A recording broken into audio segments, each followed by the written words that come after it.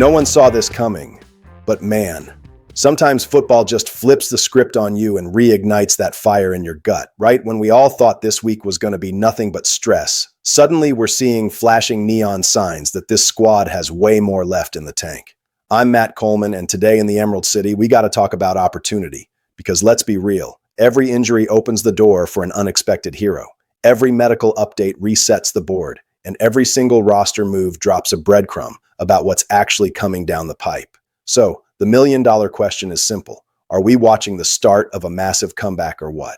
Calling it explosive feels like an understatement for what went down this Thursday when the first official injury report dropped and completely shifted the vibe. And I know a lot of y'all immediately hit the panic button because seeing 3 key rookies listed as did not practice at the same time ain't exactly normal, but hold up. The story here is way more strategic than it is dramatic. So lock in because this changes the whole flavor of the week. Gray Zabel, the guard who came out of nowhere to become a rock for us, sat out with a knee issue. And yeah, I can hear the collective groan from the O-line PTSD survivors out there who remember when losing a starter meant the offense collapsed. But here's the silver lining. Coach Mike Macdonald made it crystal clear this isn't a season ender. He's week to week, which gives us some breathing room, especially since the staff has been prepping Christian Haynes and Bryce Cabeldue for exactly this kind of break glass in case of emergency scenario, so we're not flying blind here. Look, losing Zabel against Tennessee changes the pocket geometry, and if you've survived the dark ages of our O-line, you know that stings. But let me ask you this, isn't it always in these moments that some random dude steps up and balls out?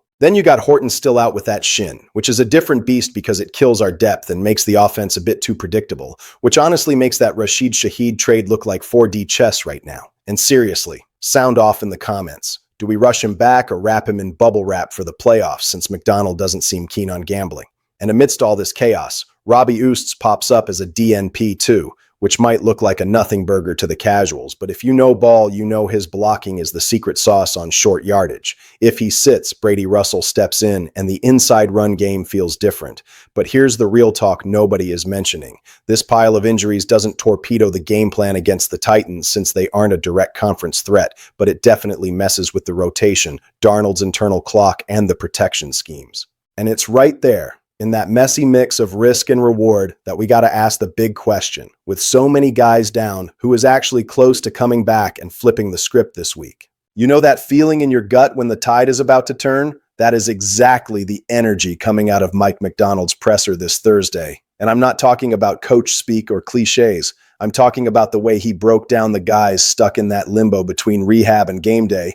And if you've been riding with this team for a while, you know that getting one key guy back can change an entire season, so pay attention because something is brewing. The toughest pill to swallow is big Jonathan Hankins being done for the year with that back issue. And you could hear the humanity in Macdonald's voice. He knows how brutal it is for a vet to watch from the sidelines, especially in the absolute war zone that is the interior D-line. So I gotta ask, does this force the front office to go shopping for a replacement? But the real emotional roller coaster came with the updates on Julian Love and Eric Sauber, both looking like legitimate possibilities to return next week when they're eligible off IR. And while McDonald didn't promise anything, the vibe was definitely sooner rather than later. And if you're an OG fan, you know what getting a reliable safety back does for our blood pressure right when the defense is starting to feel the grind. Plus, there's a tactical wrinkle most people miss. Getting Love back doesn't just fix the secondary, it unlocks those spicy hybrid packages on third down, letting us get way more aggressive over the middle, which is huge against physical teams. Then there's Riley Mills, the rookie working back from that college ACL tier. McDonald said he's a few weeks from practice, but was super real about him needing actual football ramp-up time, which ties directly into our D-line depth for a December run. Bottom line, Zabel, Horton, and Tyrus Knight are still watching from the sidelines depending on how they wake up each morning, which kind of closes the loop on a week where every roster spot matters. But hold up, because while we're waiting on familiar faces, there are new faces walking through the door to plug the leaks, which brings us straight to the next headline. What does a new center actually mean for this O-line depth? Nobody expected a move this quiet to scream this loud, but signing center Doug Kramer this week speaks volumes about where this roster is actually at. And if you've been bleeding blue and green for decades, you know damn well that a tiny tweak in protection can change the entire mood of a Sunday. Bringing Kramer onto the practice squad after a low-key workout is a direct response to the hole left by Jalen Sundell hitting IR, and honestly, it puts the spotlight squarely on Olu Oluwatimi as the undisputed starter, which the old heads understand perfectly. You change the center, you change the heartbeat of the offense. Kramer, a former sixth-rounder for the Bears, has that profile Seattle drools over. Smart, technical, fast hands, high IQ on blitz pickup, and that combo isn't a luxury. It's a lifeline right now, considering Christian Haynes might have to slide over to left guard to cover for Zabel. And here's the kicker. Adding Kramer isn't just about depth. It's an insurance policy, because nobody wants to roll into December with one healthy center and a shaky rotation, especially with the flashbacks we all have of seasons imploding because the quarterback and center couldn't get on the same page.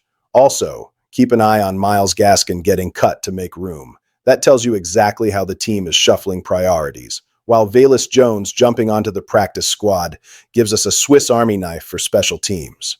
It proves Seattle is playing chess, not checkers.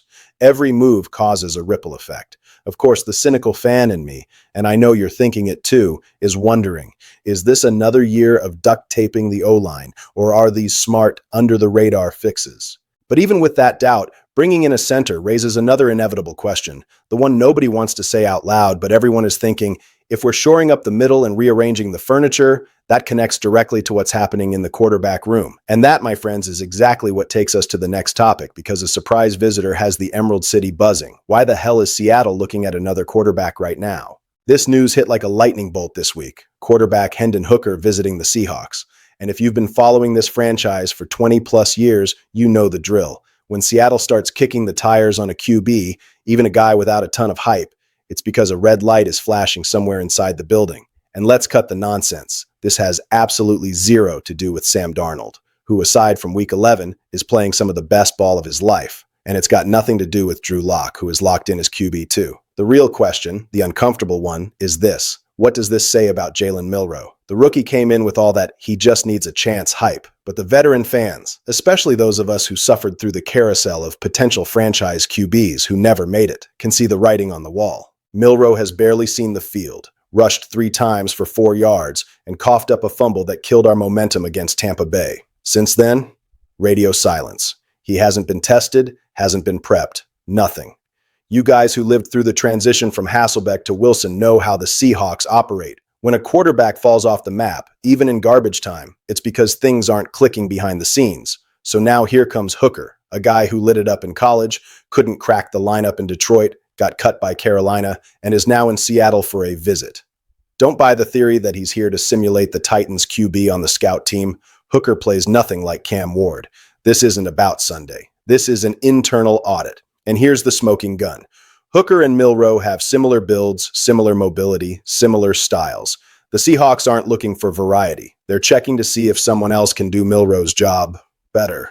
This doesn't mean he's cut tomorrow, but it's a massive siren for anyone reading between the lines. Seattle is skeptical about Milroe's development, and when a patient team starts looking at outside options, it's because someone on the inside is losing their grip. The big question, and I need to see your thoughts in the comments on this, is simple. Is this just due diligence, or is this the first crack in the foundation of our future quarterback room? The vibe in the Emerald City right now isn't panic, and it definitely isn't a victory lap. It's the feeling of a tide turning. Every update this week shows a team that, even with all the duct tape and band-aids, is reorganizing smartly, tightening every bolt like a mechanic prepping the engine for the final lap. Injuries are opening doors, returns are redrawing the defensive map, quiet signings are protecting the offense, and even the QB room moves show that nobody is safe from competition. It's that specific moment the diehard fans recognize. The stars are aligning for something. But the question is, are they aligning for a massive playoff push or a harsh reality check? How are you reading this turning point?